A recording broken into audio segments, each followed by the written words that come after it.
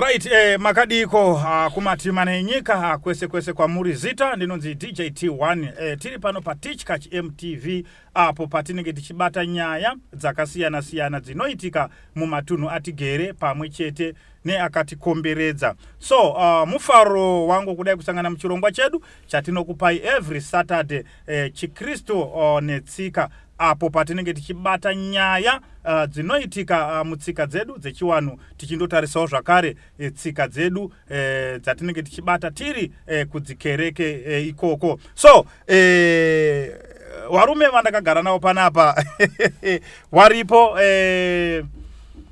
madzibaba nzira wauya sekuru momberume vari pano Pastor Marwenzi wasvika ndofunga muri kuona nhasi kuti pakashata. Saka so regai ndiwape mukana wekuchingamidza wateereri tichipinda muchirongwa chedu. Madzibaba nzira, kwaziwai wateereri, zita ndo madzibaba nzira, iyo wane nharo nezvine nharo. Sekuru momberume kwaziwai wateereri, tinondobonga kuti muri kuchengetwa ngerakanaka rakapembedzwa paupenyu nerinodudzirwa. Ndo sekuru momberume wanawo. Kwaziwai wateereri, ndinodayira kuti mune mufaro muna Mwari. Ndinoitwa Dr. Marwenzi. Aiwa, tinopambiri nekutenda zvikuru. So tisingade kunonoka, regai tibva takasika kupinda munyaya yedu zvizere. So nhasi nyaya yatoda kuti timbofambe nayo, yatoda kuti timboongorore inyaya yekuti iyo nyora dzeuroyi dzinoitwa sei, dzinopera here nekunamatirwa, dzinopera here nekuparwa. Handizivi kuti nyaya yacho ichabuda sei. Icho kwadi DJ T1. Right, ndo nyaya irimo mudariro madzibaba nzira. Icho kwadi DJ T1. Kana tichitarisa pachinge pari panyaya yechinhu chinonzi uroyi.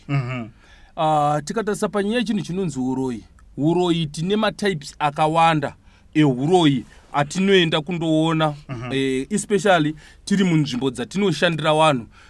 Vanhu vanenge vachiuya vari vanhu vanenge vaine uroyi kana vanenge hwatambudza pavari, pada wana vari kuzvarwa vachiita sei, wachifa, pada vanhu vari kuroyiwa kana kuti munhu ari kutoroya. Ndizvozvo. So isusu tinoenda kundotarisa, tobva taenda kundoona kuti pane humwe uroyi hwekuti munhu akaita zvekuchekerwa nyora. Nyora dziripo paanenge ari anotonzwa sekunge pane zvinotofamba, mungava kuri kumusana, pangava pari pai panenge patemerwa nyora dzipi, nyora idzodzo.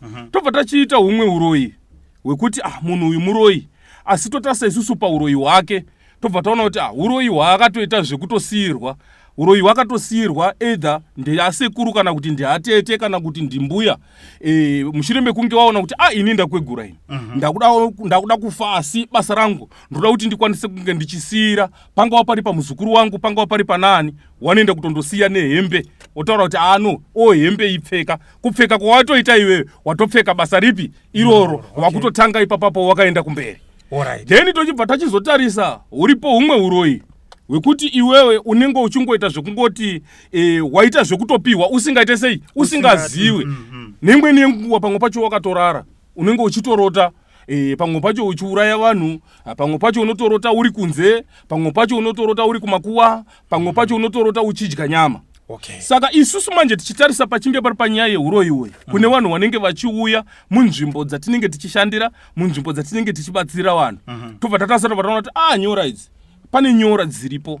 Nyora idzi dzingabviswa sei? Isu ndo patinotarisa tobva taona kuti nyora idzi tinokwanisa kushandisa minamato yatinoshandisa isu, yatinonzwa pamweya mutsvene waMwari. Mweya mutsvene waMwari otaura kuti zvakaita seni pachinge pari panyora, handishandisi reza kubvisa.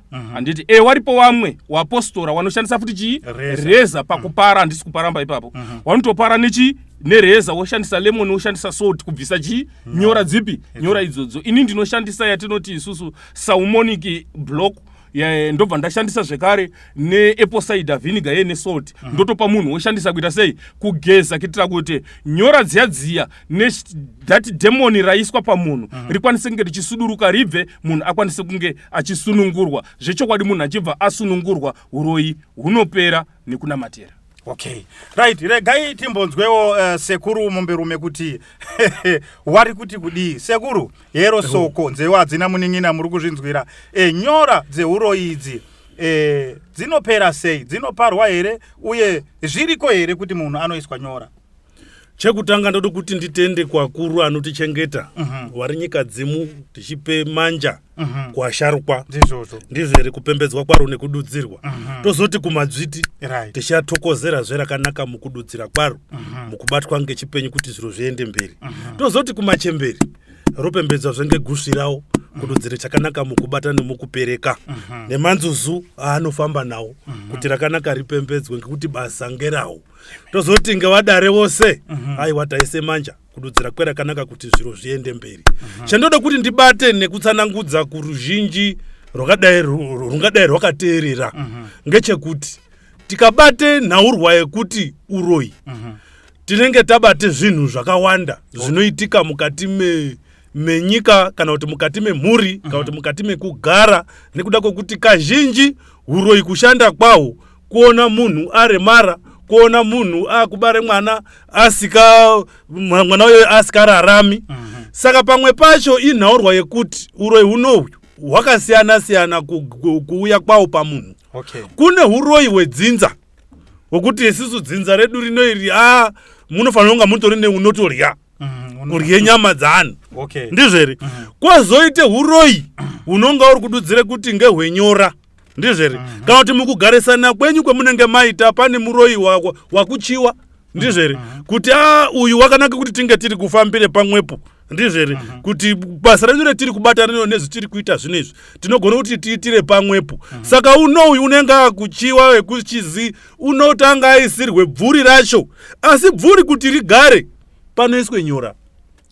Nyora dzinoidzi ndozodudzire kuti bvuri rinotaritaurira kuti chenda womutsanhingi uyo ndiyo uchada kuita shamhu yedu yeguwa ndiyo uchada kutitungamidze ndiyo uchada kutungamidze mberi kuti makuwa aende kovhurika tone kurya hope dzedu isusu hadzidi kuonekwa idzoba dzode kuonekwa uyu wetiri kushandisa akarara saka uroyi ihwohwo hwekutanga ndo ndingati ihwohwo hwakadaro ihwohwo hunogadzirisika hunoparika nyora idzodzo dzinobva ngekuti hazvina kududzirwa kana kutenderwa nedzinza rako. Pochizoita futi kuti uroyi ihwohwo kana hwakamira hwakadaro uroyi hunohwu watemerwa waitwe shamhu waitwe nhungamiri kuti yekuti uende kumakuwa iwo usikazivi inhaurwa yekushiti kana iwewe watumwa nekuitwe shamhu iwewe yekuvhurise makuwa nhaurwa iripo ngeyekuti kana ukaerekana warye nyama uroyi unohwu wakunetsa kuti unge uchibva pauri ngekuti zvafanana nekuti watochatiswa kana kuti yatomhiko yatozadziswa peuri saka kubvisa kwawo unonesa asi unobva asi mashandirwo unonga wakuitwa kune mishonga inenge yakushandiswa yekuti unge uchibviswe nyora dzinoidzi wakagare pamusoro peguwa saka zviro zvinezvi zvinenge zvakuchichinetse mashandire azvo zvasiyana neuroyi hwandoperekwa usati wane chinhu chewazi wadya. Right, tochizopinda futi panhaurwa yekuti mukati meupenyu nemukugara kwedu zvinosiyana pane zvinhu zvetinonga tiri kuona tinocherechedza sei pamwe pacho zvinhu zviri simbo pakuti kana munhu akarara lesei kana kuti mwana ndizvo here mwana unomuzwa echitsenga mazino ake ndizvo here asi hazvisi kuti kutsenga kwemazino uroyi chete zviripo asi kazhinji chinodudzire kudaro kwoku kuti mwana anga achiti akarara unotsenge mazino pane nhaurwa yaari kuripota kumubereki pane nhaurwa yaari kuripota kune unogara nemwana iyeye saka nhaurwa inenge iripo ngeyekuti munode kuti chiratidzo chematoona imimi panguva iyoyo kuti fambirai mwana nguva ichipo uroyi uno usati wakuraba kuti muone kubatsirika ngekuti kazhinji chinozoitika ngechekuti mwana uno kana ari mwanasikana akaende kororwa uchasiye murume aine duri ofunga kuti mukadzi wangu uripo iyo chaasara nacho iduri asi iye mukadzi watobuda wadini watoenda saka kwenda kunoite munhu unoyu azhinji anozobatwa yekuti tamona ari paguwa kana kuti waedzerwa ari pamusha haana uroyi wedzinza ba ngokutemerwa uyu bazi kutungamidzwa asi kuna ana chamakuvangu acho haabatwiba chao kutire kuti tode kuone kuti panopindika ere apa kana kuri kubatwa unoende kobatwe watumwa asina duraba reuroi saka uroi hunohuyu pane pekuti tinonyeperana kuti uroi hakuna musafa makanyeperwaba kana kuti kutarwa kuzi chakati chinoichi hachiko uroi huriko ende uroi hunode kuti hubviswe nemishonga nekuparwa kuti zviro zvino izvi zvite zvakanaka kuti munhu aone kurerukirwa. Alright, aiwa tinotenda sekuru, regai timbokubatei mbichana tichadzoka kwamuri muchizoti taurira pamberi pacho. Right, regai timboende kuna mufundisi Hero Soko. Aiwa tinotenda DJT1 manzwi ari kubuda ese akanakisa ende haaziri enhema. Ndabva ndafarira manzwi ataurwa nasekuru vakati ngatisazonyeperani ba uroi hurichi huriyo neni ndinobvumirana nemanzwi iwawo ataurwa kuzi uroi hurichi huriko asi muchachiona manje ndo patinozoramba tichikurudzira tiri mukati merudairo rwatinarwo muna Kristu Jesu kuti vanhu vanofanira kuramba vakarinda vachinamata nguva dzose nekuti muchaona kuti zvinhu zvatsanangurwa nevarume vairi vesava havana kana chimwe chavatsetekudza ichokwadi chese. Asi kuti zvizokubate nawo zvaakureva kuti pane chaitika, there is a connection iripo yekuti iwewe usarudzike. Ameno kana muri kupanzwisa ipapo usarudzike. Saka ukararama upenyu hwezviwi zvoreva kuti you are an easy target mukati memabasa erima. Nekuti taakubata chinhu chiri kutaurwa kunzi uroi ichocho mweya haisiri nyama ba. Nyama inozomanifesta sezvataurwa kuzi nyama yakuripota something, but something chiri kuitika ichocho chiri kuitika pamweya. Ameno kana muri kupanzwisa. So it's a spiritual thing iri kuuya ichimanifestira panyama. Nekuti chinotozi uroi wacho mweya. Madimoni, ma-ancient spirits aya atori targeting pane zviro zvakadini zvakadaro. Saka muchachiona kuti ndo patiri kuti munhu anofanira kuramba akarinda ari pamunamato kuti mweya dziya even paunodini paunoatikwa paunoatakwa haudini haubatwi nazvo. Ndofunga kune vanopupurawo zvandinopupura kudai so kuna Kristu Jesu mumakereke umu pane madhimoni anotomanifesta achitoti ndingita mutadza. Andika muri kupaona chiri kunzi watadzika imhaka yei. Munhu uyu ari kutadzika nemhaka yekuti ane a prayer life yakasimba, but ukamboti fambe dzoke uchiti gumbo mumba gumbo kunze muchachiona kuti munhu iyeye anoita easy target. Nekuti azvira kuti mumachechi imomo hamuna zvevaroi vatorimo masquadrom munharaunda vanhu varimo. Asi nangu panoitwa nhau dzedeliverance dzatinenge taakuita tichisunungura vanhu vakasungwa nekutoti ritori jeri rinenge rapindwa nemunhu, isusu zvatinoita manje tinocasta out mweya iwowo. Amen kana muri kupona.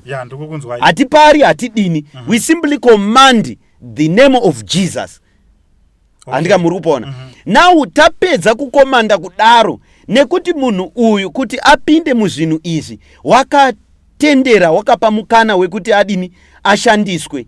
Munhu uyu tinochienda pabeta stage yekuti tinochimuitisa counseling, tomudzidzisa kuti achirambe akarinda nekusimba kuti asadzoke zvemukati mechiro ichi. Nekuti mukatarisa kana kubvunza vamweni vafundisi vanokuudzai kutoti takambonamatira munhu but next Sunday unotoona unogona kumudisa futi the same demon but atowanda nekuti demon wandi rikabuda anoenda kokoka na achidini achiwanda oungana pamunhu. Saka uroi huriko, asi isusu nzira yatinoshandisa kutocasta out nezita raJesu. Tacasta out topinza munhu mucounseling tichimudzidzisa shoko kuti agone kuzvichengeta kubudikidza kweshoko raMwari. Alright. Aiwa tinotenda pastor nekutaura kwakanaka. Right. Regai ndidzoke kuna madzibaba anzira. Madzibaba Soko marinzwa riri kutaurwa na pastor Marwenzi. Hanzi isisu kwedu kuchechi tinonamatira tinokasta hatipari nyora. Imi matauro nzira dzenyu mukati mimi amupari. Chinga wachiri chokwadi here kuti demoni rehuroi rinogona kubuda nekungokasta chete iri pasina kuparwa nyora. Ya regai ndikwanise kupindura pastor ipapo. Icho kwadi tichinge tichitarisa panyaya yekuti wanokasta handiti kukasta kuri kuitwa pari kukastwa spirit iri pai iri pamunhu handiti wakasta spirit iri pamunhu yabva handiti right zveshuwa inosuduruka asi pane nyaya manje ndepanoti uroi uyu takutanga kutarisa kuti kuuya kwaita uroi uyu pamunhu handiti pane nyora dzachekwa dzaiswa chii dzaiswa mushonga. Okay. Handiti mushonga iwoyo waiswa uyu zvakuenderana neshoko rawambotaura kuti zvakuda iwewe wacho uchikwanisa kunge uchiita sei uchinamata zvakasimba kuitira kuti that demon rakastwa rikabviswa pauri iwewe riregedze kudzokazve. Handiti muri kuzona nekuda kuti kukastwa kwaitwa demon mushonga wasara uri pai uri munyama saka iwewe pastor pawachangobva pauri iwewe kana uchingo usina wako munamato iwewe zvinhu izvi zvinongoti zii kwenguwa chii kwenguwa diki izvi zvati zii kwenguwa diki zvobva zvatanga zvekare ndosaka muchizoona manje isusu kusaidi kwedu isusu tinenge tiine minamato yatinoshandisa pakutanga kuenda kundouraya mushonga waiswa pamunhu uyezve kana tichizenge takutaura kuti taakubvisa dhemoni raiswa papi pamunhu taakubvisa dhemoni iroro nemushonga zvese munhu abva ava free zvachose. Ndoda kubvunzo ipapo madzibaba mushonga wamati munoshandisa izviya hatishandisi mushonga munoshandisa asi kuti tinoshandisa iviniga yes. Alright, madzibaba tiri kutenderana here kuti chatiri kutaura kuti uroi uyu mweya it's a demon, it's a spirit ndizoka saibi muri kunditaura here kuti in a nutshell a spirit is being chased away in a vinegar, apple cider vinegar. Chazvinoita ameno DJ T1 we need to be honest andika samfundi ndobva takushandisa chi kufunda kwedu manja kuti shwa apple cider vinegar yatiri kushandisa kuisaka na machipsi nemumuriwo nei ndo here iri kushandiswa mukudini mukubvisa uroi yeti tiri kutaura kuti ngatinatse kuonesana kuti nhau iri panapa chinhu it's a spirit ende ndanatsa kutaura kuti spirit iyi kuti ibve munhu unoequipwa neshoko rinomuita kuti asarambe achizodherereka kuti abatire zvimwe zvinhu zvisizvo. Amen kana muri kupanzisa right rega ndikupindura ipapo zvazviri kuita ndezvekudai handiti muri kuona tiri kutarisa isusu kuti spirit iri pamunhu handitika yatiri kuda kushanda isusu nemweya mutsvene vani waMwari. Isusu pamabvunzira atinoita isusu tinoshanda nengirozi mweya mutsvene vaMwari. Iwo ndo unotiudza kuti right padambudziko riri pamunhu uyu kuti rikwanise kunge richipera zvokubva rapera chii chauri kufanira kunge uchishandisa apo imi muri kutaura zvekudzidza kwenyu handiti inini ndiri kutaura zvichinge zviri zvamweya mutsvene zvekuti ndiri kunzwa paHoly Spirit ikandiudza kuti tora dombo ushandise ndinoshandisa dombo iroro ikandiudza kuti tora mvura ushandise ichokwadi ipapo ndo pamunema kuti shuwa muri kuti imimi chinhu ichi chingapere nemvura chaiyo kana kuti neivhu chairo kana kuti nedombo chairo handiti mukuzviona asi ipapo panenge paenda kundoshandiswa chinhu chinonzi mweya mutsvene waMwari kuenda kundodestroya mushonga waiswa haubviswi nechikoro asi kuti mushonga iwoyo wakubviswa nemweya mutsvene waMwari nokuti chikoro hachibvisi uroi. Ndinotenda kutotika zveshuwa chikoro hachibvisi uroi but chikoro chinokudzidzisa kuti apa unzwisise zvimweni zvezvinhu pane nyaya yechikoro ndeyekudzidza pane nyaya yecolling yaMwari madzibaba teerai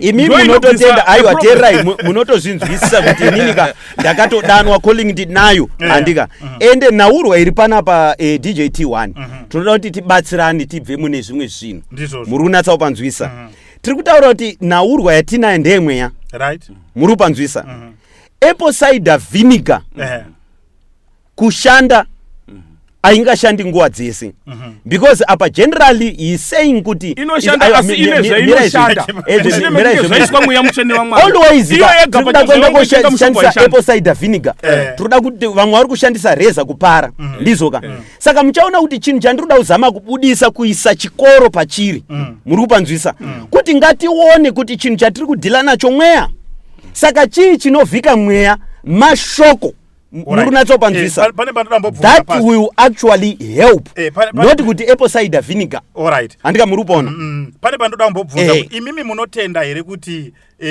munhu anochekwa nyora dzeuroyi. ichokwadi nyora dzinogona kuchekwa. Alright. Saka nyora idzodzo dzinobva sei? Alright, nyora ka yakafanana netattoo. Thank you for that. Thank you for that. And do you know kuti it's not only nyora dzeuroids andika. Ndine vanhu vandakadeliver vanga vaine matattoo esatanism. Murunatsopanzwisa. The issue is the tattoo andika, it's a permanent mark. Iri pauri. But it doesn't determine kuti iwe waramba uripo, because chakakosha ndechekuti wakupa ere upenyu hwako kuupenyu hutsva. Kana wapa upenyu hutsva, you uphold upenyu hutsva uyu uchinamata uchidzidziswa. Ndofunga pandatanga kutaura ndataura zvinhu zviri pachena kuti tinokukasta takukasta tokupinza macounseling sessions tichikudzidzisa shoko raMwari kuti usimbe pamweya, nekuti this hondo iyi ndeyemweya haisiri nyama. Because munogona unga mune tattoo muinaro. But the tattoo will remain even ukaparwa andika. Andika tiri kuti mushonga wakapinda munyama. Dai mataura kuti tichadrena ropa rese tobvisa riri munyama toisa ropa nyowani kuti tidini. So it doesn't make sense. It's a spiritual thing. Chinhu chemweya chinongobatwa pamweya. Alright. Zvimwe zvitutsiridzwa zvepanyama kwakuda kubhilivhisa. Nekuti ndikangokuti DJT1 you are free. For you can't believe kuti you are free. Nemhaka yekuti at the end of the day munhu achada kuzobudisa mari. But isusuka tiri kuzviita pachena zvatinorayirwa neshoko, hatina mari yatinoda. Saka we simply set you free and teach you to keep your faith. Chete. Sekuru. Ndinoda kuti ndirekete anhu achiregere kuraswa nguva ichipo. Ndizvere. Ngekuti nhaurwa muri kutaura inoi, kana uri kutendera iwo kuti uroyi unotemerwa, uroyi imhepo, ndizvere. Kana iwewe uchikwanise kutakura ere mhepo chete, ndizvere. Nyodzi dzichisara, hapana zvawaitaba. Ngekuti tatare kuti chinoite kuti mhepo igare inyora. Saka nyora dzinoidzi kana iwo ukatare kuti nini ndakasta out, ndizvere. Inguva yekuti uri kutaure masoko iwawo panguva yepari kupisa panguva iyoyo, ndizvere. Asi munhu wopa achabude muchechi mako echienda apo paanenge kwende pasi pemuti nemhepo yawana ngekuti nyora dziya dziripo. Saka nhaurwa iripo ngeyekuti ava wachidzidza, ndizvere, wanodzidze mabhi kuerenge mubhaibheri, ndizvere. Haadzidzi kuonaba kuti paine uroyi apa, ndizvere. Uroyi huhu ngewedzinza here kana kuti uroyi huhu ngewokutemerwa. Ndo pane problem. Kudzidza makadzidza chaizvo, ndizvere. Zvine mbiri yemunodai mimi sekwenda kwamakaite kuchikoro, ndizvere. Asi panhaurwa yekurapa, ndizvere. Kwemunodzidziswa hamudzisi kurapa ba. Saka rekerei vanhu vanorapa vadini warape, ndizvere. Saka pakurapa kwevanhu ivavava ndo vanokutaura ngekuti zvinhu zvavanosanganidzana nazvo nguva nenguva. Izvi ndataura ndikati tine umbowo andika. Chimbomira. Ngatisade kuswera tichihwandisirana muchida kunyepera vanhu varume. Ndizoka gona the days dzekuti munonyepera vanhu. Ndizoka.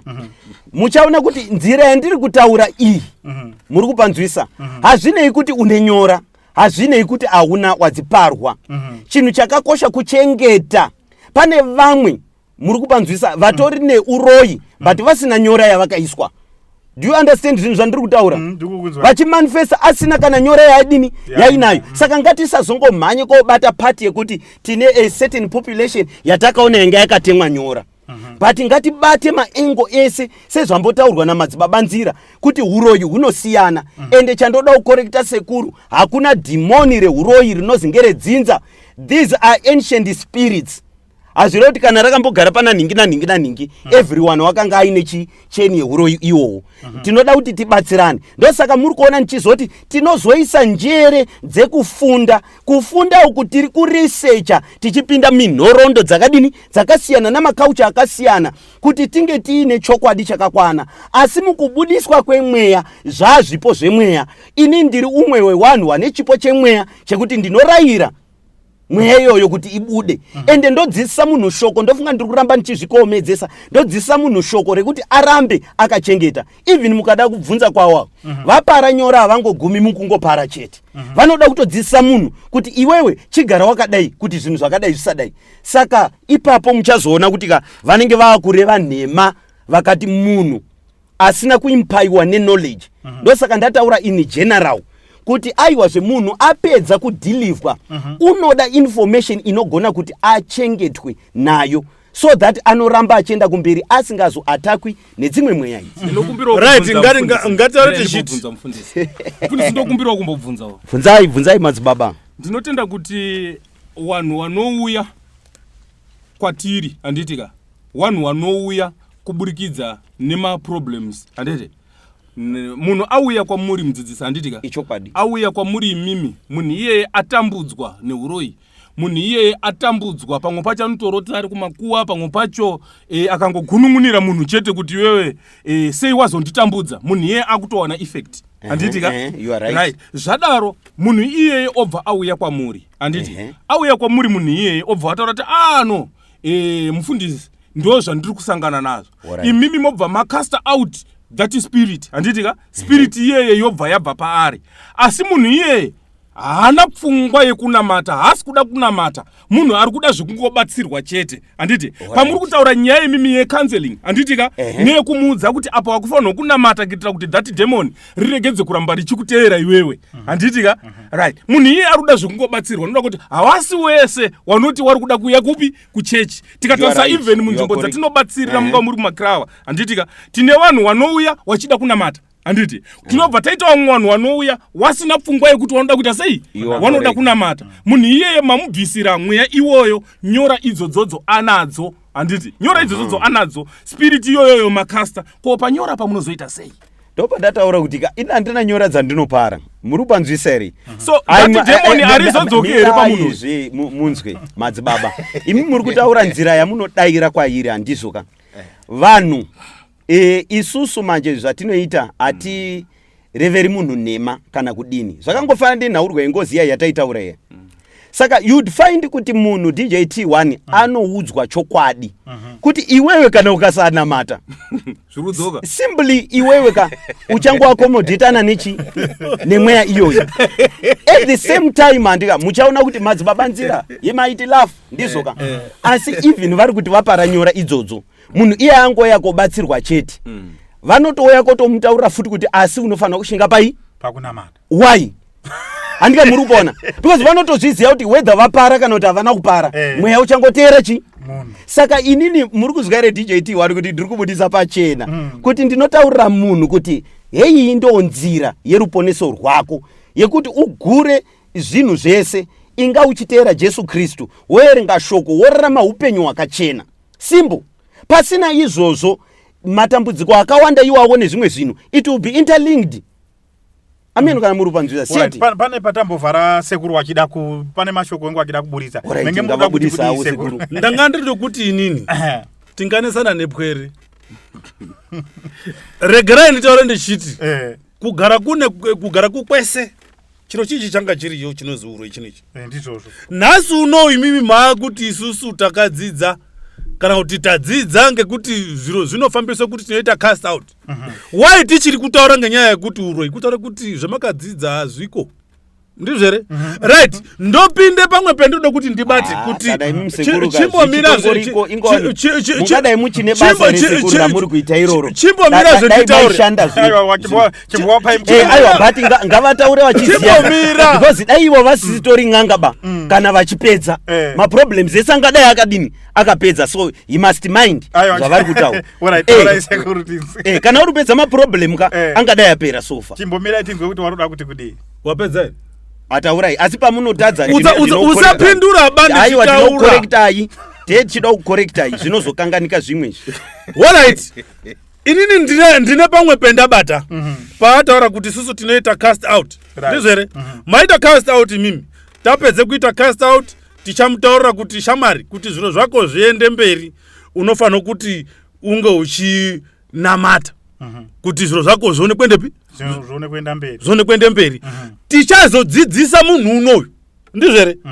nini ndiri kuziva kuti dzidziso yanode kupa kumunhu ngeyekuti kudini kuti nguva yakaiswa uroyi uno wanga akarara ndizvere saka mimi muchazodzidzisa rekuti ukaona woorote kudai muka ngekuti yanguva yeuroyi number 1 right. Ndopinda futi panhaurwa yekuti kune mwana unondoti unogurwa uroyi akachiri kamwana kacheche muchakadzidzise chii iko kamwana kacheche ngokuti mati spirit haina kuti munhu mukuru kana kuti mwana mudoko ndizvere inotongogara pane uroyi hwekunga hwekuti mumusha takatowaridze bonde tikatope zvipfeko zvinoenderana neuroyi ndizvere saka ari mwana mudiki agadzikwe pabonde zviro zvino izvi muchazomudzidzisa muchiti chinyi uyezve muchazomuti namata how iye ari mwana mucheche. Alright, thank you very much. Ndinotenda kuti sekuru wabvunza mibvunzo yakanakisa kwazvo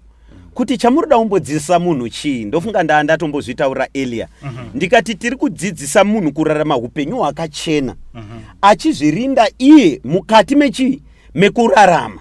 Okay. Ndofunga ndatanga kutaura ndikati zvinhu zvizvi kuti zvizouye kobatira pamunhu muri kupanzwisa there is a connection inenge yakaitwa muri kupanzwisa saka munhu wechikuru uyu tatomudzidzisa kuti aiwa rudairo muna Kristu inga uchidai nekudai. Okay. Pamwana mudiki andika tiri kutopupura tese kuti mwana mudiki haana chaanodini chaanoziya asi mwana mudiki uyu une vabereki vaanogara nawo. Vabereki ivo vanofanira kubatsira vachinamata nemwana mukati memazuva ese. Ndosaka ndataura kuti isusu kana tiri mukati merudairo rwedu muna Jesu Kristu tinoverenga shoko uyezve tichiramba tichinamata tichizvinyima zvekudya izvozvo zvinotibatsira pamweya kuti tirambe takasimba uyezve tichinzvenga zvakaipa. So ndo zvinhu zvinenge zvichiratidza kana kududzira upenyu hwechikristu hwakachena. Ndo zvinhu zvatinongodzidzisa hatina zvimwe zvinhu zviri too complicated ba. Chinozi upenyu hwakachena pakudzidzise munhu ndizvere chinhu chekuti usaende koromba ba usaende kotore chakati ba chakashata ngokuti chinokukanganisa ndizvere asi izvi hazvinei kuti unogara sei ndizvere tatora kuti munhu wachiwa ngekundokuona kwaaita ndizvere kwakutochiwa kuti uyu wakanaka kuti aite shamu yedu ndizvere saka kugara kwakanaka kwaunode kuti aite ndekupiwo iye munhu ari kuchiwa mabasa aunode kuti aite akanaka ndaapi chinoziite basa rakanaka inhorwe kuti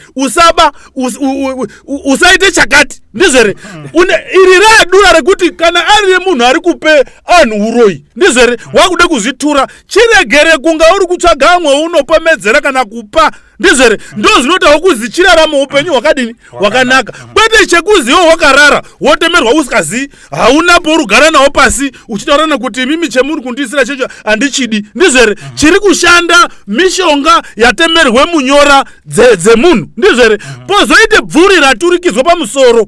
Saka kana tiri chinhu chatinonga tiri kuti tiite munhu unofanira kuita chimwe at a time ndizvere hauti uri kuhwanda apa uri kudongorera futi ndizvere kana wati hwanda ndizvere kudongorera ukadongorera auchahwandei unoonekwa ngekuti kudongorera kwari kuita kunokubudise pachena. Saka nhaurwa iri yetinenge yekuti ngatisanyepere vanhu kuti nezera Jesu urepera hakuna zvinhu zvakadaro musazofa makanyeperana pasi pezuva. DJ1 ndino acknowledge sekuru kuti zvaJesu avadi nawo avazviziba saka ivo ngavasati muri kunyeperana kuti nezita raJesu because titori neumbowo tine matestimony atitori nawo ende vateereri kana vari kunditeerera comment section I think kuti vanogona kutonzwisa zvandiri kutaura because kune vamwe vakatombobatsirika ende muchaona kuti nhaurwa iripo shoko raMwari rinozoenda pamberi rikati vana vangu vaparara nenhaurwa yekushayiwa chizivo. Dai tiri kuti chiwanhu chiri kupraktiswa nasekuru Momberume handika chiri kubatsira vanhu tingadai tisiri kuona vamweni vanhu vari kubva kuchiwanhu ikoko vachiuya vachienda kobatsirwa namadzibaba nzira vachisiya chiwanhu vachitoti chiwanhu takanga takakura tiri machiri nekuti muchaona kuti nzira yekunamata Mwari haisiri nzira yekuti inomanikidzwa munhu inobatirwa pfuti asi munhu anoita sarudzo yekuti inini ndaakuda kudini kunga ndichinamata Mwari nenzira yakadai. Saka ndo pandinoda kuti ndidzoke ndichida kukuonesai kuti aiwazve inhaurwa yekuti vanhu vazhinji vari kudzidza ende vari kuona kuti hakuna chigura chatakaita mukati menguva, asi kuti takasiyirwa maproblems. Muri natsopanzwisa ndenhaurwa yeubatwa hwakaitwa navakuru. Ubatwa ihwohwo wakauya nenzira dzana sekuru Momberume nedzimwe hama dzawo. Muri kupanzwisa izvozvi mumachechi ndo zvimwe zvatiri kupisa, zvimachira zvemaretso izvozvo zvawakapfeka izvi nezvimwe, nemhaka yekuti ivo vakatakudza vana nezvimwe zvinhu zvavasingagoni kudini kutakura. Saka ndo pandiri kutaura kuti aiwazve isu hatina chatinotakudza munhu, tiri kungodzidzisa munhu kuti aiwa upenyu hwakachena ndeuhu, nekuti iwewe hapana nhunzi inouya komhara pasina chironda. Vanhu vari kuita zviro zviwi zvavanodini zvinoita kuti zvinozonamatira netumwe tunhu munhu wese ada kuisa chake chobata. Ndosaka ndiri kuti kune upenyu hwakachena, upenyu huri muna Jesu Kristu, hwaachisikwa chitsva. Mwari waakukupa zvipo zvemweya, iwo waakunamata mumweya nemuzokwadi, waramba wakarinda pamweya wako, ndo chinhu chakadini chakakosha. Kwete kuti tinge tichida kuswera kunyeperana kuti mishonga yakapinda, nekuti mushonga pamwe wakapinda 30 years ago kana kuti 90 years ago, shuwa ndingachautresa here kuti uri papi. Asi Mwari ngaatibatsire kubudikidza kwemweya mutsvene wawo kuti vanhu vagone kunzwisisa kuti nekunamata zvinhu zvinopera. Vanhu ngatidzidze kuita mabvi, nekuti ukaona munhu achienda kuna madzibaba nzira achienda kodini koda kubatsirwa mashortcut iwawo, inhaurwa yekuti haadi zvekunamata. Andika masona ndoda kuti ndipindure panongezwe zita rani rangu inini ndizere kuti isusu tine anhu ari kubva kuna ana sekuru echiuya kuchechi ndizere inini handisi kurambira newoba ngati chiuyawo futi mira zvenimbotaura ndopanoite problem baba flow wapuwa wanga uri kutaura ndakanyarara ndizvere iyo views wako wakuramba uchitaura inini ndakutaura right ndochitaure nyaya yekuti murume unoyu idambudziko iri ndizvere mazogara zviya ngekuti mukatarisa matauriro ake ari kuita anaye kutaura kuti munhu unowo kana nhunzi chaiyo haioniba kuti mvee kudai so kutaura bazi kuti takaerenge bhaibheri asi chiprofita handingatorenge kuti muprofita bao ngekuti haana chaanoona right ndochizotaure panhaurwa yekuti chimbomira ndipedze ndoizotaure panhaurwa yekuti harisi dihwani ba raanotaura kuti anhu anobve kuna nasekuru echiuye kunoku ndizvere kuna atoti tine makore tichiite present and worship kuchechi ndizvere tichitarwa kunzi casting demoni reuroi rineri radini rapera asi chinonesa ngechekuti ndandokumba ndiri kuota ndiri pamusoro peguwa saka ndauya unoeno sekuru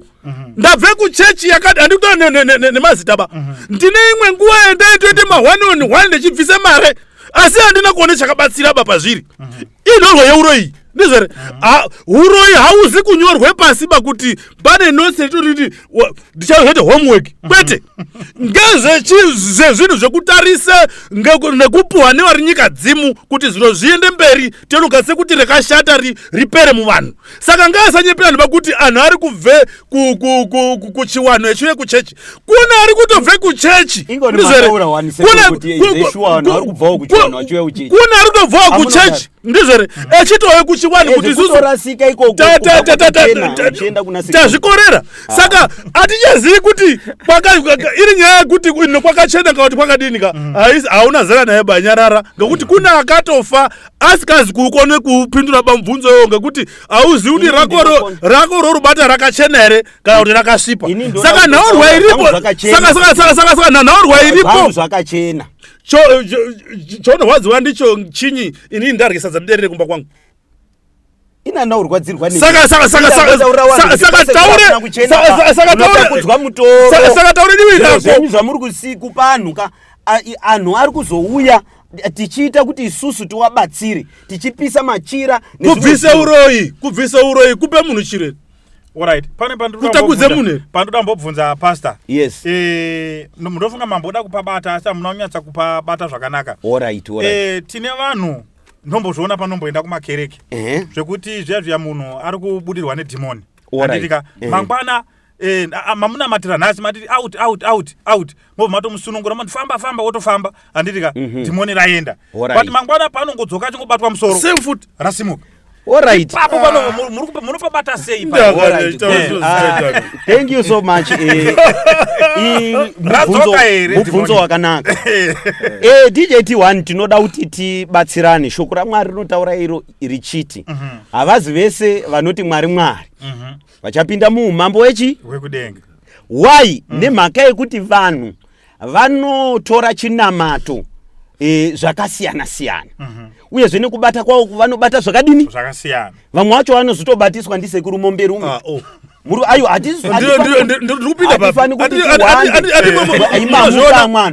munozviona zvikuita munopa wana murikuzona zvoite munhu ndatauri une problem taure nyaya yako yawazvawabvunzwa ndapinda papiri. Problem yangu ngekuti mi munobatisa anhu zviro zvinozoya zvichinetsa ndizoka saka ndo problem yangu nemi asi mukamira kupa anhu zviro zvisina kuita anditi problem makino ndokubatisa kudini munopa anhu zviro zvinonetsa mazona saka ndo pandiri kutaura kuti onai DJT1 munhu ndofunga ndinogara ndichitaura kuti process of salvation iri simple.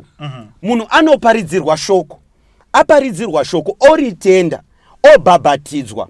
Munhu wese aparidzirwa shoko rechokwadi uyezve obhabhatidzwa zvechokwadi muchaona kuti nometa akada kunamatirwa sei munhu iye hafa akadona. But muchaona kuti tine vanhu vari kutozwa vakabhabhatidzwa, vanhu ivo vagara mukereke kwenguva yakareba asi vachibuda madhimoni. Zvoreva kuti there is something wrong mukati mekereke imomo kuti munhu iye ari kuramba achidona. So that pastor should actually sit down nemunhu iyeye omubatsira mukati meshoko. Munhu iyeye kuti asarambe achidini achiakomodheta mweya, because mweya idzi ndidzo dziri kumanifesta pane munhu. Saka isusu tikati munhu abhabhatidzwa saka ouya odonazve zvaakureva kuti munhu uyu haana kuzvarwa patsva nekuti hatina mushoko raMwari patinoona munhu akabhabhatidzwa achidona, not even a single verse. Saka apa imimi muri kutaura kuti pastor ngavatore munhu iye wagare naye pasi wachita pane pakushanda mweya here kana makushandisa chikoro chenyu chacho? Alright, good. Muri kuona kuti chandataurira kuti vanogara naye pasi ndizoka mweya uri kutoshanda ipapo, ngatisazombonyeperana. Whether ndine chikoro izvozvi ndine chikoro asi mweya ndo uri kutodini futi uri kutoshanda futi. Izvozvo hazvidzivisi mweya kuti ndine chikoro. Handika mazona. Saka muchaona kuti pari kugarwa napasta nemwana wesangano inhaurwa yekuti vaongorore situation yemwana. Muri kunatsa kupanzwisa kwari kuswera maitira anoita despite kuti ari kudini ari kungoita connection yepamweya chete. Bosi pamwe pacho ndongogona kutoti takagara ndobva ndati DJT1 ndoda kuti usiyane naningi handika muri ndiri kuzoona pamweya. But futi ndinoda kuti iwo udzidze futi chidzidzo. Ndinotaura tichikurukura kurarama kwako. Unogona kunga une zvikonzero zvauri kuti zviri kuramba zvichikukonekta kune zviro izvi. Saka unofanira kuti iwe wega panyama wogura ukama. Tobatsirana tichitaura shoko then wokontinya nebasa raMwari. Chete. Aiwa tinotenda. Timbozwe madzibaba nzira. Ichokwadi. Ndakandambopawo komana kuti wambotaura.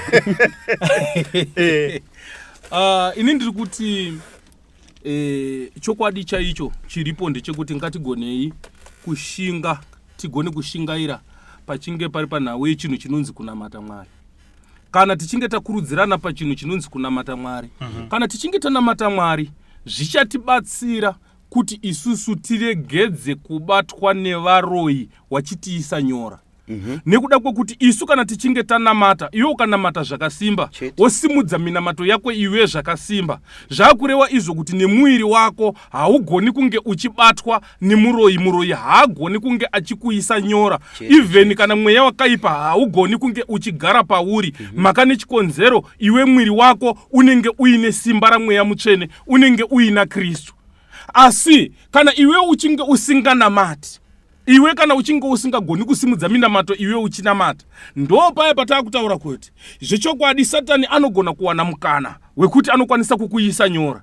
Kana achinge akuisa nyora, so nyaya yedu ndo payari manje pane iwe usingagoni kuzonamata, ndo patakutsvaga nyaya yekuti tingaite sei kuti iwe ukwanise kunge uchiita sei uchibatsirika. Ndo patakutaura nyaya yekuti namata handiti kana iwe uchinge wanamata zvichaita kuti even kana muroyi kana angava ari muroyi next door angava ari mushandidzani angava ari weukama kana kuti angava ari wemumusha haagoni kunge achindosvika pakundokuisa nyora kana kundokuisa bvuri kana iwe wakatenda pana Kristu. Asi kana iwe uchingosina kutenda pana Kristu, ichokwadi achingosvika padhoo ndiwe wakutungamidzwa. Ichokwadi achingosvika dhoo riri kuvhurika ari kupinda achibva akuisa nyora. Saka isusu naizvozvo tiri mukati menzvimbo dzatinenge takubatsira vanhu dziya ndo pataane nyaya manje yekutanga kutsvaga solution kuti alright iwe wani kunamata kwacho haugoni kunamata kwacho haudi asi dambudziko unaro asi uri kushandiswa. Ndo patakutsvaga dzimwe nzira dzatakutsvaga manje kuti aiwa tingaite sei chicha tingashandise pamunhu uye asingaite sei asinganamati kuitira kuti dambudziko rake ripere zvokubva raita sei zvokubva rapera. Ndo patakutaura kuti alright nyora dziri apa idzi takufanirwa kuti tishandise sauti kuti dzibve takufanirwa kuti isusu tikaste dhimoni iri mweya uyu ukwanise kunge uchinzi ubve kuti munhu uyu akwanise kunge achibatsirika. Okay. Aiwa ndinotenda zvikuru. So ndiri kutarisa pana pachiringa zuva chedu chiri kufamba. So handisi kuziva kuti nyaya iyi tingakwanise kuipedza sei kana kuti tisina kuipedza zvakanaka tinomboisirawo kumhuri yeZimbabwe tozombonzwawo ku comment section kuti vamwe vanoti kudii kana vachiti tidzoke zvakare timboibate tinogona futi kudzoka tichinzwa mibvunzo inenge ichibvunzwa nemhuri yeZimbabwe pamusoro penyaya iyoyi kuti nyora idzi dzinobva uroyi unobva nekunamata here unobva nekuparwa nyora here. Saka so ndiri kuda kuti tichitaure mashoko edu ekugumisira tichindopendera chirongwa chedu kuitira kuti tizosangane zvakare sondo rinouya. Mashoko ekugumisira anoti hama dzinodikanwa ngatinamatei kuna Mwari. Kana tichinge tanamata kuna Mwari tonamata zvekurevesa, tonamata takaperevera pana Mwari, tonamata tichiziva Mwari watinonamata, tonamata tisingasanganisi rima nechiedza. Izvozvo zvichatibatsira kuti rima riregedze kutibata nekuda kwokuti tinenge takatenda pana Kristu, nekuda kwokuti rima nechiedza hazvidyidzani. Saka ndinoti ngatinamatei. Namba dzamadzibaba nzira 0771 521 530. Ndichadzokorora zvakare 0771 521 530. Mazvita ndiri kuti inini kumhuri yeZimbabwe ngatisamanikidzirwa kana kumbunyikidzwa pazvinhu zvisina basa. Nhaurwa iripo ngeyekuti kana iwewe wauya uchiti ndiri kude rubatsiro kutaura kuti kunamata kuno kuwaedza asi auchakwanisiba kuti unge uchisvike panguva yekuti ukure dambudziko reuinaro. Saka chinozi kubatsirwa ndizvere kubviswe dambudziko reuinaro, kubviswe mutoro weuinawo. Nyora dzinoparwa, mhepo yekuryanu inoparurwa. Zvine maitirwo ezvinoita kuti nyama yewairya iwowo yemunhu pane zvinoitwa kuti kuchidudzirwa kuzi yewakurya chirye nyama iyi kwete yevanhu ba. Ndizvere ngatitorei nhaurwa yekuti munhu wamwe poison. Ndizvere wamwe poison munhu unganamata here kuti poison ibude mumwiri mako? Cheunoita ngechekuti tiise chimwe chinhu chinoneutralize poison kana kuti chinoite kuti munhu arutse. Ndo saka kuine kuzi kurutsiswa. Saka ukatora kuti nezera raJesu usanyeperwa baiwe. Hakuna zvinhu zvakadaro. Chirongwa chinonga chiri chakanaka ngechekuti kana uine dambudziko remusoro, musoro wangu wendaenda nawo ndechirwadziwa ndiwo, pendaende kobatsirwa. Musoro wangu wandifana kuzouzwa zveba uyezve penda kutobve pano ndinenge ndapora. Chikaranga chiriyo kubatsira nekugadzirise zviro. Muono unosiyana nekuda kwekuti kwakuna Mwari tese tindori kuna Mwari ngokuti zvese zvakanosikwa ndiMwari. Saka nhaurwa iripo ngeyekuti chinokubatsira ndo cheunoteedza kuti ana sekuru echikwanise kubvise nyora kuti dzibva dzapera. Usasaneseka futi kuti ine dambudziko kwakuti chiramba uchipfugama mabvi anosvupuka uchitadze kuite chimwe chiro. Saka namba dzasekuru momberi medzinoti 0773 765 720. Ndodzokorora zvakare 0773 765 720. Mwazvita. Ndinotenda shoko raMwari rinobudisa pachena kuti hamuzivi here kuti miviri yenyu itemberi yemweya mutsvene, zvoreva kuti miviri yedu ine mubatirwo wainoitwa. Ngatisazofurirwe nedzimwe tsika dzatakaona kuti mukati menguva iko zvino vamweni vakanditeerera vakasvika vachingobudisirwa pfungwa dzekuzi kubatsirwa ndo chakakosha, asi kubatsirwa ikoko kwakazvara mamweni matambudziko amuri kuzouya futi nawo kune vafundisi vakaita seni kuti munge muchibatsirwa. Saka muchaona kuti ngatishandisei nzira chaiyo chaiyo inogona kuita kunga yaita kunga iri kure asi inosvika. Musanyeperwe nemashortcuts ekuzi unosupuka mabvi, ngaasupuke hama dzangu, ngatishande ngekuti tikaita pfungwa dzekuda kuita shortcut ndo vanhu pavari kuromba, ende varomba waakusiyira mhuri matambudziko, taakunga tichisangana nemaproblem akawanda. Ini chandinokumbirisa dai tagona kunamata Mwari mumweya nemuzokwadi, we guard against dzimweni mweya dzakafamba. Izvozvi makatonitarisa kudai, vangani venyu kubudikidza kwemunamato makatosiyanisa upenyu, takatarisa upenyu hwemadzibaba enyu. Vamwe maamadhokta seni kudai so, but dzinza rese ranga risina dokta. Vamwe makatodzidza, vamwe mukaita zvinhu zvikuru zvisina kumbobvira zvakaitwa. Saka ipapo zvinoda kungokuonesai kuti imwe nzira haisiyo nzira, asi iwewe ndiwo unosarudza kuti unoda kufamba pachokwadi, zvinhu zvokufambira zvakanaka. Zita ndi Dr. Marwenze, namba dzichiti 0788 948 763 0788 948-763. Ngatirambei tiri munyasha dzaKristu Jesu wedu, rudo rwaMwari Baba tichiregerera vanhu vanotitadzira. Alright. Aiwa, tinopambiri nekutenda muri yeZimbabwe nekugukuchira nekudengezera chirongwa chenyu chamunofarira misi nenguva chiKristu netsika, apo patinenge tichindobata nyaya dzinoitika kuchiwanu nenyaya dzinoitikawo kudzikereke. Tinoziva kuti vanhu vazhinji mazuva ano mwakuti takusiya zvechiwanu takuenda kundonamata, saka tinenge tichida kuti tionesane torasa here chivanhu chedu, toenda here kukereke, tosiya tinenge tichingobata. Ndofunga ipapapa manzwa zvakasiyana siyana nekudzidza madzidzawo zvakasiyana siyana. Sarudzo yako iwewe dunga munhu. Kana kachinge karike kutanga kusvika pano paTichkach MTV, tinokukurudzira kuti unongosiya wasubscribe wobva wapfanya kabhero wako kuitira patinokanda chinopisa tinoyeuchidzana. Ngatisangane zvakare sondo rinouya nemusi weSaturday patinenge tinacho chirongwa ichochu chiKristu netsika. Thank you very much. Bye bye. Tichkach MTV inokupai nyaya dzakasiyana-siyana dzinoitika mumatunhu atigere neakatikomberedza, dzinotyisa, dzinofundudza, dzinokatyamadza pamwe chete nedzinosetsa. Kuti musarasikirwe nenyaya idzi, munoenda paYouTube channel yedu Tichkach MTV, mondo subscribe ipapo, musakanganwe kulaika pamwe chete nekusheya, musazokoshiwe kupfanya kabhatani ako ndokabheroka kuitira patinokanda chinopisa munoyeuchidzwa. Tichkach MTV tinodzifamira. Dojibondora, Dojibondora,